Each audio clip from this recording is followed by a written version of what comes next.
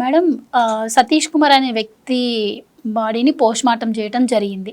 దాంట్లో ఇది అంటే ఇంతకుముందు ఎప్పుడూ లేని విధంగా బాడీని సిటీ స్కాన్ కూడా చేశారు. అన్ని రకాల స్పెషలిస్టులు అందరూ కూడా బాడీని టెస్ట్ చేయడం జరిగింది. ఇది ముమ్మాటికి హత్య అని చెప్తున్నారు. అంటే గాయాలు ఏం లేవు కానీ తలపైన మీరు అన్నట్టు గొడ్డల పోటు ఏదో ఉంది అన్నట్టు వైద్యులు నిర్ధారించినట్టు తెలుస్తోంది. డ్రగ్స్ కూడా ఆయనకి ఇచ్చుంటారు అన్న అనుమానం కూడా వ్యక్తం చేయడం జరుగుతుంది.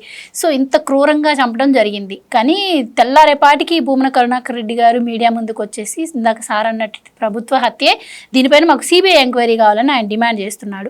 సో మనం ఆలోచిస్తే ఇప్పటి వరకు సాక్షులు చనిపోతున్నారు అన్నాం. అంటే కేవలం ఈ కేసులో సాక్షిగా ఉన్నటువంటి వ్యక్తే చనిపోతే అసలు మరి రవికుమార్ పరిస్థితి ఏంటి? మరి ఆయన్ని ప్రొటెక్షన్ ఇవ్వాల్సిన అవసరం ఇప్పుడు అధికారులకు లేదంటారా?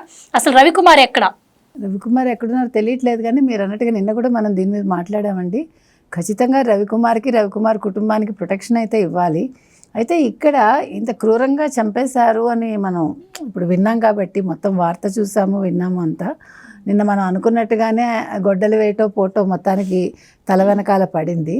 ఇక్కడ 2 అంశాలండి. ఆయన ఒక్కళ్ళు ఎందుకు వచ్చారు అనేది ఒక సందేహం అయితే, అంటే అంత ధైర్యంగా వచ్చాడా ఆయన ఇవన్నీ యాంటిసిపేట్ చేయలేదా?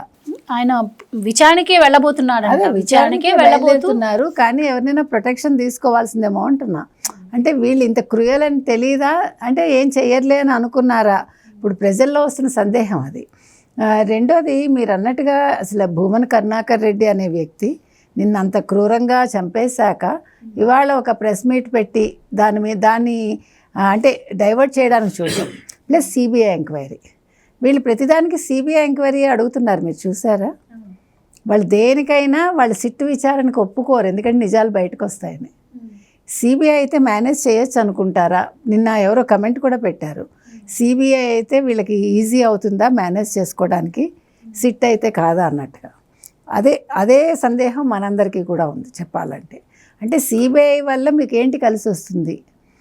మీరెందుకు ప్రతిదానికి కూడా సిబిఐ విచారణ అడుగుతారు? అయితే మేడం సతీష్ను హత్య చేయడం వెనుక కూడా 2 కారణాలు ఉండొచ్చని ప్రజలందరూ అనుకుంటున్నారు. ఏంటంటే ఒకటి, సతీష్ కుమార్ ఎంక్వైరీకి వెళ్ళబోతున్నారు కాబట్టి ఫస్ట్ ఆఫ్ ఆల్ మరి ఆయన అప్రూవర్గా మారితే మెడక చుట్టుకుంటుంది, ఇంకా తప్పించుకోలేమన్న ఉద్దేశం ఒకటైతే, మరొకటి సతీష్ కుమార్ని లేపేయడం ద్వారా మిగతా సాక్షులు కూడా భయపడే అవకాశం ఉంటుంది అన్న ఉద్దేశంతో ఈ పని చేసి ఉండొచ్చు అని చెప్పి ఒక చర్చ నడుస్తోంది. మరేంటి మిగతా సాక్షులు కూడా బెదిరిపోయే అవకాశం ఉంటుందంటారా? మనం చూసాం కదా భానుప్రకాష్ విషయంలో కూడా, ఆయన కూడా ఈ విషయాన్ని నేను వెలుగులోకి తీసుకొచ్చిన తర్వాత నాకు థ్రెటనింగ్ కాల్స్ వచ్చాయి, నన్ను వ్యక్తిత్వ హన్నానికి చేసేందుకు సోషల్ మీడియా ద్వారా పాల్పడ్డారని చెప్పి ఆయన కూడా మీడియాలో భావోద్వేగానికి గురయ్యారు.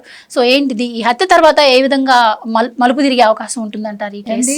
ఇప్పుడు తెలిసాక దిగాక ఎవరు వెనక్కి వెళ్ళరు భయపడి. మనకు తెలిసి అయితే ఇప్పుడు ఒకళ్ళని చంపేశారు కాబట్టి నేను ఇందులో ఇన్వాల్వ్ అవ్వద్దు, నా కుటుంబం ముఖ్యం అని ఎవడు అనుకోడు. అలాంటి భయం కూడా అక్కర్లేదు నన్ను అడిగితే. ఇప్పుడు ఇతను మరి ఎందుకు ఎట్లా దొరికాడో మనకు అర్థం కావట్లేదు. ఇతను ఎప్పటి నుంచి ఫాలో అవుతున్నారు? 6 కదా మొట్టమొదటిసారి వెళ్ళి ఆయన అక్కడ విచారణకు హాజరయ్యారు. సో 6 తర్వాత నుంచి ఆయన్ని ఫాలో అయ్యారా? ఆ రోజు నుంచే అతను గమనించుకోలేదా అనేది ఒక కోణం. రెండోది మీరు అన్నట్టుగా ఇప్పుడు ఇతను చంపేశారు కాబట్టి మిగతా వాళ్ళందరూ కూడా బెదిరిపోతారు అనుకోవడం అది అంత సబబుగా లేదు. ఎందుకంటే ఒకసారి వాళ్ళు ఆల్రెడీ నోరు విప్పారు. మీరు అన్నట్టుగా ఒక అంశం మీద మనం మాట్లాడాక వెనక్కి వెళ్ళరు ఎవరు సాధారణంగా, మరీ పిరికి వాళ్ళైతే తప్ప. అంత పిరికి వాళ్ళైతే అసలు నిజాలు మాట్లాడరు. నిన్న మనం సతీష్ గారి విషయంలో కూడా అదే మాట్లాడుకున్నాం.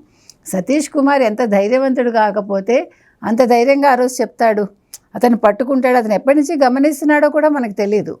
అవకాశం కోసం చూసి ఉండొచ్చు, అవకాశం దొరికింది, పట్టుకున్నాడు ఆయన. అదేవిధంగా ఇప్పుడు ఇందాక నేను అన్నట్టుగా సతీష్ కుమార్ ఇంకేమేం చూశాడో మరి. ఇప్పుడు ఇవాళ సిట్టు ముందు ఆయన అప్రూవర్గా మారి మిగతా విషయాలు కూడా చెప్తాడనుకున్నారా? యాక్చువల్లీ ఇక్కడ అప్రూవర్గా మారక్కర్లే, ఫిర్యాదు ఇచ్చింది అతను. కాబట్టి ఫిర్యాదుదారుడుగా తను చూసినవి విన్నవి కన్నవి అన్నీ చెప్పేస్తాడు. ఆ భయంతో చేసి ఉండొచ్చు. కానీ ఇదే పద్ధతి మిగతా వాళ్ళకి జరుగుతుందని అనుకోక్కర్లేదండి. మిగతా వాళ్ళు భయపడక్కర్లేదు. ఎందుకంటే ఇది ఒక అలర్ట్గా తీసుకుని వాళ్ళకి తగిన రక్షణ ఇవ్వాల్సిన బాధ్యత సిట్టు మీద ఉంది ఖచ్చితంగా. అందుకని సిట్టు వాళ్ళు దృష్టిలో పెట్టుకోవాలి. ఇప్పుడు ఒక వ్యక్తిని పిలుస్తున్నప్పుడు ముందు నుంచి అతనికి తగిన ప్రొటెక్షన్ ఇవ్వాలి. ఆ రోజు ప్రొటెక్షన్ ఇస్తే సరిపోదు, ముందు నుంచి ప్రొటెక్షన్ ఇచ్చి మీరు రేపు పిలుస్తామంటే ఇవాళ నుంచి ప్రొటెక్షన్ ఇవ్వండి. రేపు అతన్ని మనం నోటీస్ ఇస్తామనగానే ముందే అతనికి ప్రొటెక్షన్ ఇవ్వాలి. వాళ్ళ ఇంటి చుట్టుపక్కల ఎవరు ఉంటున్నారు, ఎవరైనా నిఘా చేస్తున్నారా, ఎవరైనా తచ్చాడుతున్నారా, అతన్ని ఎవరైనా ఫాలో అవుతున్నారా కన్సర్న్ వ్యక్తిని, ఇవన్నీ కూడా చూడాలండి. చూసి అతనికి ప్రొటెక్షన్ ఇవ్వాలి. ఒకసారి అతను వచ్చి సిట్ విచారణకు హాజరై వెళ్ళాక కూడా అతను అలా వదిలేయకూడదు. అంటే ఈ కేసు మొత్తం తేలే వరకు నేను చెప్తున్నాను. ఖచ్చితంగా వాళ్ళకి తగిన రక్షణ కల్పించాలి, వాళ్ళ మీద నిఘా పెట్టాలి. వాళ్ళ కోసం ఎవరు వెతుకుతున్నారో చూస్తే అక్కడ కూడా మీకు క్లూ దొరకచ్చు ఎవరి తప్పిదం చేశారని. ఆ నిఘాకు వచ్చిన వాళ్ళు కూడా వాళ్ళు ఎవరిని వెళ్ళి కలుస్తున్నారు, ఎవరితో ఫోన్లు మాట్లాడుతున్నారు, ఇవన్నీ కనుక చూస్తే అది సరైన వ్యక్తి దగ్గర, అంటే తప్పు చేసిన వ్యక్తి దగ్గరికే ఈ మొత్తం అన్నీ కూడా వెళ్తాయి. కాబట్టి ఈ విషయంలో సిట్ అలర్ట్గా ఉండాలని చెప్తున్నానండి. ఏది ఏమైనా ఇవాళ సతీష్ కుమార్ మరణం అనేది ఎవరిలోనూ భయం నింపదు, నింపకూడదు కూడా. ఖచ్చితంగా ఇప్పుడు ఇంకా కొంచెం వాళ్ళు దృఢ సంకల్పంతో ఇది వెంకటేశ్వర స్వామికి సంబంధించింది, వెంకటేశ్వర స్వామికి వీళ్ళు చేసిన అపరాధం అనుకుని ఆయనే మనని కాపాడుతాడు అని ఇంకా ధైర్యంగా వాళ్ళు ఈ కేసు త్వరితగతిని పూర్తి కావాలని కోరుకోవాలని మాత్రం మనం కోరుకుందాం. Please subscribe to Leo news for more videos.